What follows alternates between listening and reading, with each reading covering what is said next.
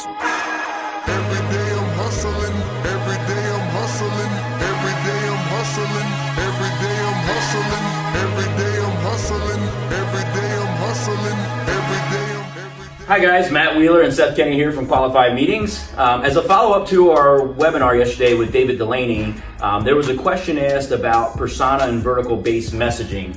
And Seth and I were chatting this morning, and as part of our new wave in socializing a lot of what we're doing here at QM, we thought it would make sense to address that comment or question first. It's a very interesting question. We look at it on a kind of a micro level most of the time, talking about, does it make sense to have to customize every single outbound message for the persona and the vertical? I go back to my days at Forescout Technology where we were, selling a network access control solution, and part of that outreach to the persona was actually different within each vertical. So if we were speaking to a CISO, about different security issues, those could change when we reached out to a persona that was in an oil and gas industry versus retail, healthcare, government, whatever. So we spent a lot of time understanding the difference in reaching out to those personas within each vertical. Now I would say, Seth, for the most part, in a lot of our accounts, a lot of times you can figure out the persona piece of it, and that applies to every single vertical.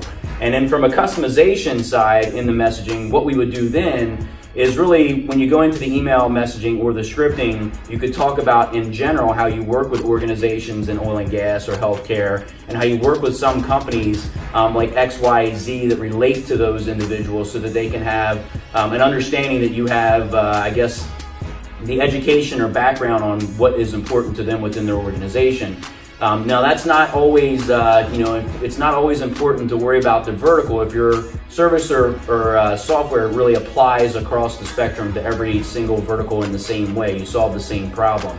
But I guess, Seth, where do we get started on this? Yeah, so I think it's always gonna start with testing your own environment. I mean, there's always gonna be benchmarks where you're looking at industry, persona, you're looking at whatever relative pain it is that your solution or service is solving. Those are all gonna be optional split test campaigns that you can run, dial your own environment in and really find out which one of those is gonna perform the best. So that would be my advice, is start with that.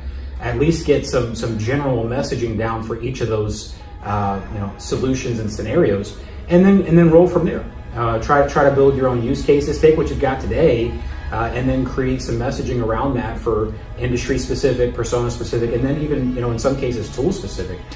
Just to pick on a specific client, but I think their solution is a bit unique in the sense that it's not really a solve all problem for all people type of thing. But I think you could certainly tag that to it. And then when you're looking at the way that their solution applies to personas, it's very, very similar across all industries. The industries that they can help and help see results and an ROI from their purchase, again, very similar across all industries. So for them, it's going to be more tool specific. If they're using SAP, Salesforce, one of those big monster systems that's utilized by so much of the Fortune 500, that's really going to be a campaign in and of itself. And something like that is industry agnostic. It's really, for the most part, persona agnostic, although you can make some personalizations between the persona and the way that it attaches to that specific solution's value proposition.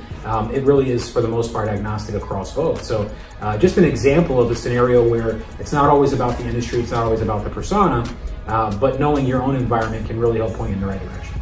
Yeah, I think the key to all this is when you really start to do, your due diligence on who those personas are, that you can get down to the 1-inch level and relate to that individual. Meaning, if you call them, email them, whatever it may be, you're taking away from their ability to do their job and take that time away from their day.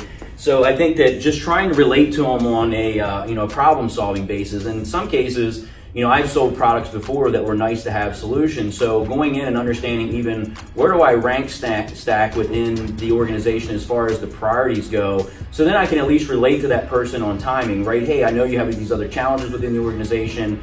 This is important to you guys. I would also assume, what other projects are you working on today, and where do you think the time would be to come up and, that we could spend time talking about these areas of your business. So when you really understand, I guess, the holistic view of what that individual is responsible for, what their career path looks like and for themselves and what problems they're trying to solve for the organization, then you really start to relate to that persona in a much different level. I know a lot of times when we get on the phones, we really we take the human element out to where we're just seeing names on a list and we're not really relating to what that individual, does. We all have, jobs to do within our organization, whether you're in sales or whether you're an engineer or, a CISO, it doesn't matter. We all have individual jobs and career paths. So trying to really understand what that is very helpful. And then I think the other part of it is trying to get away from being that, that bullet sales guy where you're calling in and you're like, hey, I got an oversized trunk and we got spinning wheels on the tires and 21-inch rims and I got the big sunroof and the big motor. Every vendor on the planet is calling in with that. And I think that going in with a solution sale around the persona and vertical is an absolute necessary piece of the business today. And I know, Seth, that's an area you spend a lot of time on with our sales reps. Yeah, absolutely. And to your point, feature benefit dumping, that's not helping anybody. Anybody out there can go and say, hey, we do A, B, C, X, Y, Z, and that's great, but then you're making it all about yourself and not about them.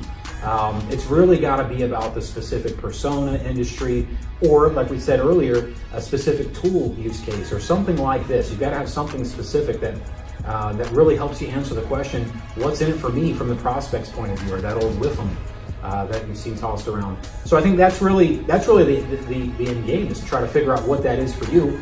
Maybe it's a couple of verticals and industries. Maybe it's a couple of different scenarios that you want to try to play out. As an SDR, that's what you got to dial in. So figure out what that looks like for you. Do some testing, split test everything.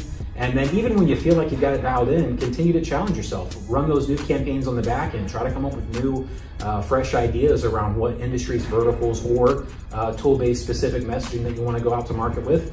Test it and see how it works for you. Yeah, I agree. So, at the end of the day, Qualified Meetings is a company that's really focused on the success of the SDR. So that comes from, in our engagements with the companies we work with, we go in and really help them dial these programs in, make sure we have systems, process, visibility, reporting, all that stuff built.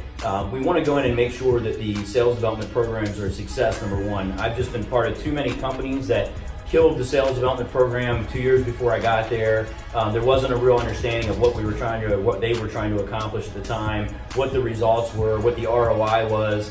So at the end of the day, we're SDR first. We really want to spend a lot of our time helping SDRs become more successful, helping VPs of sales and marketing understand what it takes to build successful programs, how to measure people properly, and how to set realistic expectations. And then on the executive level side, or the C-level side with the CEOs and CFOs, really start to help them understand, why it's so important to invest in you guys and make you successful in these programs. It's all about getting you a career path, number one, that's successful, seeing these programs not get shut off, and then ultimately have success in the market to help the individuals, companies grow. So one of the things that Seth and I are going to do is we're going to begin a series of these Qualified Meetings tips and more one-on-one kick in the can, whatever you're going to call it, and just discussing certain topics over time. So if you guys have any interest, about discussing a very specific topic, feel free to send us a message or let us know.